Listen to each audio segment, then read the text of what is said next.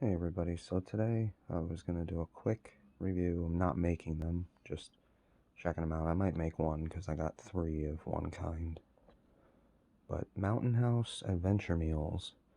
Lasagna with meat sauce. Freeze dried, of course. As you can see, just add water. Ready in 10 minutes. 11 grams of protein. Then I got chicken teriyaki, rice, green peas, carrots, peppers, onions. That's freeze dried also. It says there's 2 servings. It's probably good for one person. Calories pretty good.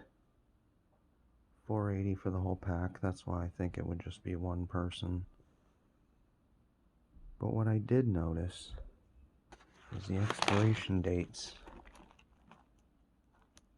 January 2053.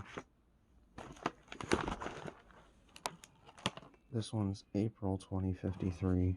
So I guess in best conditions, if you take care of them, they have about a 29 to 30 year shelf life, which I think is awesome.